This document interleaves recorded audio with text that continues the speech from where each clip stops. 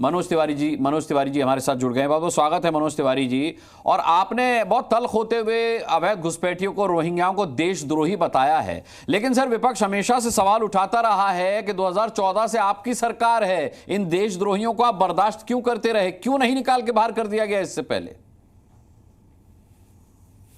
अनुराग जी, हमने उनको देशद्रोही नहीं कहा, हमने देशद्रोही कहा है जिन्होंने इलीगल घुसपैठियों का वोट बनवाया है। अच्छा, वो लोग, जिन लोगों जो 11 गैंग के लोग पकड़े, उनको हमने कहा कि ये देशद्रोही हैं। हमारे देश के भी हिंदू, मुसलमान, सिख, ईसाई, बौद्ध, जैन, पारसी, झुग्गी वाले, अनथराइज कॉलोनी वाले, हमें इनका ध्यान रखना है। और वो किसी बच्चे का हक मार ले कोई इलीगल घुसपैठिया, तो उनका जो वोट बनवा रहा है, जो आधार कार्ड बना रहा है, उनको मैं देशद्रोही की श्रेणी में रखना चाहता हूं। मैंने उनको, जो लोग आए वो तो किन कारणों से आए तो जांच का विषय है। तो पहले तो इसको करेक्ट, आप इसको सही ढंग समझिएगा। अच्छा ठीक है, मैं आपका पूरा बयान पढ़ के मनोज जी सुना देता हूं, आप उस पर पूरा स्पष्टीकरण दे दीजिएगा। आपने कहा है, मेरा मानना है कि इन लोगों के खिलाफ देशद्रोह का मामला दर्ज होना चाहिए और इन्हें बख्शा नहीं जाना चाहिए। ये हमारे देश के लोगों के अधिकारों को छीनने का कृत्य है। इनकी जड़ों की जांच होनी चाहिए। जिस तरह से अरविंद केजरीवाल अवैध घुसपैठियों के मतदान को रोकने के लिए चुनाव आयोग गए हैं, हमें पूरा विश्वास है कि इस गिरोह के तार अरविंद केजरीवाल और उनके विधायकों से जरूर जुड़े होंगे। जी बिल्कुल सही है जी, ये सब मैंने कहा। और इसमें जो हमने देशद्रोह की बात करी, ये जो 11 उस गैंग के लोग पकड़े गए हैं जी, उनके लिए कहा है। अच्छा, बाकी जो निश्चित रूप से इनके तार कहां तक जुड़े हैं, इसका तो पूरा देश, मैं समझता हूं जो लोग यहाँ डिबेट में बैठे हैं वो सब कुछ समर्थन करेंगे कि इनके तार कहां कहां तक हो, पता चलना चाहिए। दूसरी एक बात है, देखिए, इसमें जब भी हम बात कर रहे हैं कि इलीगल घुसपैठियों का वोट नहीं बनना चाहिए, अगर बन गया तो कटना चाहिए, तो इसमें तो अरविंद केजरीवाल जी को भी सपोर्ट करना चाहिए। मगर वो इसको सपोर्ट नहीं कर रहे हैं। वो उनका वोट बचाने के लिए कि वो ना कटे, इसके लिए वो चुनाव आयोग गए। मैं आश्चर्यचकित हुआ अनुराग जी। इसलिए मैं ये सवाल मैंने ही संसद में 377 नियम के अंतर्गत उठाया है, और मेरे ही सवाल उठाने पे दिल्ली सरकार ने इस पे कार्रवाई करनी शुरू की है। तो देखिए, दो चीज होता है, मैं सभी लोग जो डिबेट में हैं, शरणार्थी और इलीगल घुसपैठिया में अंतर है। शरणार्थी अगर कोई है हमारे यहाँ, तो उनके लिए हमें जगह जमीन दे करके तब तक उनकी व्यवस्था करनी पड़ती है जब तक उनका कोई दूसरा वैकल्पिक व्यवस्था न हो जाए। इलीगल घुसपैठियों की कोई जगह नहीं है।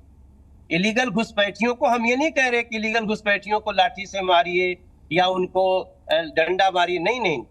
इलीगल घुसपैठियों को डिटेंशन सेंटर में ले चलते हैं और वहां से उनको हम उनके संपर्क वाले जिस देश से आए हैं वहां हम बाइज्जत उनको भेजेंगे।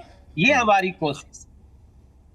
जी मनोज तिवारी जी, एक बड़ा सवाल लगातार उठता रहा है और वो ये उठता रहा है कि इतनी अवैध घुसपैठ होती रही और गृह मंत्रालय, जिसके अंतर्गत सीमा की सुरक्षा आती है, उसने कभी इस पर कोई एक्शन नहीं लिया। यह सवाल मैं हमेशा कहता रहा हूं कि कोई 2014 से घुसपैठ नहीं हुई है, 2014 से पहले भी घुसपैठ हुई है, लेकिन इसे 2014 के बाद भी क्यों नहीं लिया गया? समस्या को इतना बड़ा क्यों होने दिया गया? हरदीप पुरी, जिनका ट्वीट विपक्ष दिखाता घूम रहा है, अभी भी प्रियंका कक्कड़ यहां पर दिखा रही हैं, जिन्होंने ईडब्ल्यूएस के तहत इनको बसाने की मांग की थी, वो गले की हड्डी बन चुका है बीजेपी की। आम आदमी पार्टी हो, कांग्रेस हो, सब हरदीप पुरी जी से माफीनामे की मांग कर रहे हैं। देखिए, ये जो बहन जी जो दिखा रही हैं या और भी लोग दिखाए हैं, वो शरणार्थियों की बात है, रिफ्यूजीज की बात है। अब मैंने इसलिए पहले कहा कि रिफ्यूजी और इलीगल घुसपैठियों को एक साथ मत जोड़िए।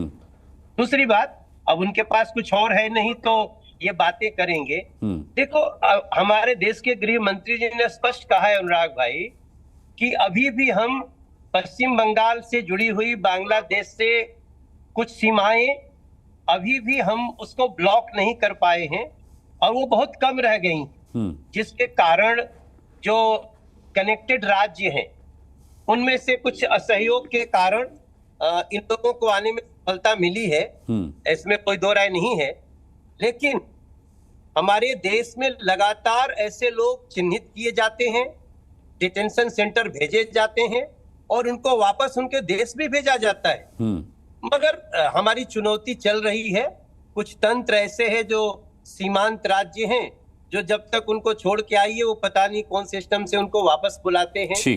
तो ये हमारी चुनौती भी अब हम लोग इसको लास्ट दौर में है। अभी गृह मंत्री जी ने लास्ट अपने बयान में बताया एक किसी टीवी के चैनल पे ही कि थोड़ा सा जगह है जिसको हम जल्दी ही बंद कर लेंगे और उसके बाद हम बिल्कुल ब्लॉक कर देंगे देश के सभी राज्यों से। आप पूर्वांचल से आने वाले लोगों के नेता माने जाते हैं। विपक्ष ये भी आरोप लगा रहा है कि आप पूर्वांचलियों को भी इसमें घसीट रहे हैं, उन्हें भी रोहिंग्याओं और अवैध घुसपैठियों के साथ जोड़ करके देखा जा रहा है। इस तरीके का जेपी नड्डा साहब का कोई बयान है, प्रियंका कक्कड़ अभी उसका जिक्र कर रही थी। नहीं, वो बिल्कुल प्रियंका जी जो कह रही हैं वो एक उसको गलत ढंग से पोर्ट्रेट कर रहे हैं। उन्होंने देखो अभी तो एक हम वीडियो ऐसा भी देख रहे हैं जिसमें बाबा साहब भीमराव अंबेडकर वो इनको थप्पड़ मार रहे हैं अरविंद केजरीवाल जी को, तो क्या उसको सही मान लिया जाए? इस तरह से जो आर्टिफिशियल इंटेलिजेंस का सहारा ले रहे हैं वो तो एक अलग चैप्टर है जी। लेकिन हम कभी भी, हम तो आपके चैनल पे बोल रहे हैं, पूर्वांचल का व्यक्ति या देश का किसी हिस्से का व्यक्ति ठीक, अगर उसका वोट किसी ने कटवा भी दिया है तो उसको जुड़वा देना चाहिए। और इलीगल घुसपैठियों का जो वोट कटा है उसका विरोध न करे अरविंद केजरीवाल। और इलीगल घुसपैठियों का अगर वोट कोई बनवा रहा है तो उसको कड़ी से कड़ी सजा होनी चाहिए। इतने ही प्रियंका कक्कड़ जी बोल दे कि हाँ जी इलीगल घुसपैठियों का वोट नहीं बनना चाहिए, इतना ही चैनल पे बुला दीजिए। I am satisfied. ठीक है मनोज जी, हमसे बात करने के लिए आपका बहुत बहुत धन्यवाद। आपने समय दिया, इसके लिए बहुत बहुत शुक्रिया। Thank you so much.